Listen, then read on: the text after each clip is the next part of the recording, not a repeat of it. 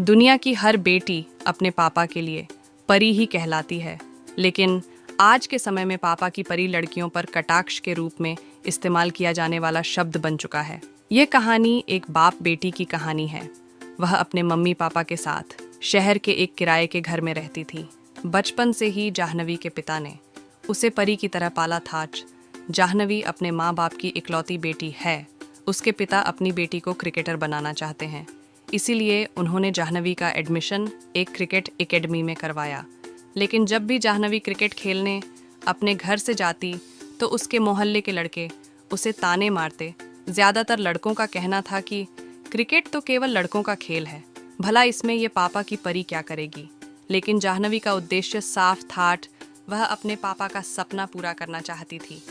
एक दिन जाह्नवी के पिता उसे एकेडमी छोड़ने जा रहे थे। अचानक रास्ते में एक बच्चे को बचाने के चक्कर में उनकी बाइक एक खंभे से जा टकराती है।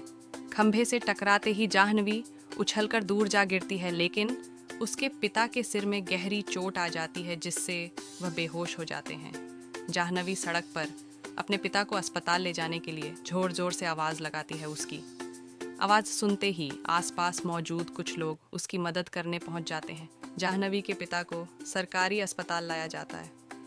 कुछ घंटों के इलाज के दौरान डॉक्टरों को पता चलता है कि इनके दिमाग के अंदर खून का थक्का जम चुका है, जिससे ये कोमा में चले गए हैं और वह ट्यूमर निकालना बहुत ज़रूरी है, नहीं तो 2 महीने के अंदर ट्यूमर अपने आप फट जाएगा और उससे इनकी जान को खतरा हो सकता है। लेकिन सबसे बड़ी समस्या की बात तो यह थी कि ये ऑपरेशन सरकारी अस्पताल में कर पाना असंभव है।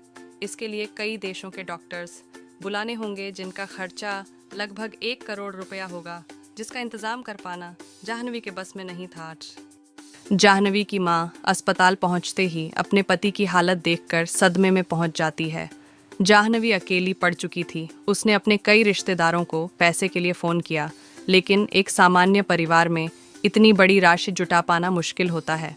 बहुत कोशिश करने के बाद भी 1 महीने में जाह्नवी सिर्फ 5 लाख रुपया ही जोड़ पाई।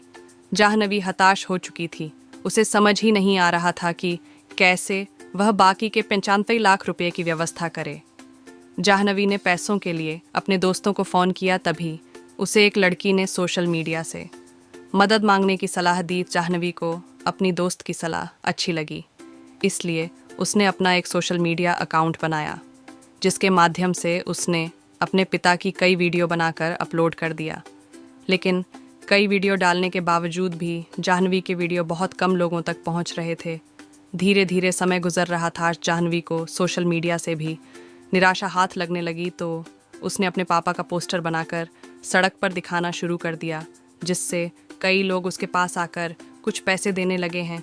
लेकिन वह पैसे इलाज के लिए काफ़ी नहीं थे। एक दिन जाह्नवी ट्रैफिक सिग्नल के पास खड़े होकर पोस्टर दिखा रही थी, तभी अस्पताल से डॉक्टर का फ़ोन आता है और वह बताते हैं कि उसके पिता की हालत बिगड़ती जा रही है।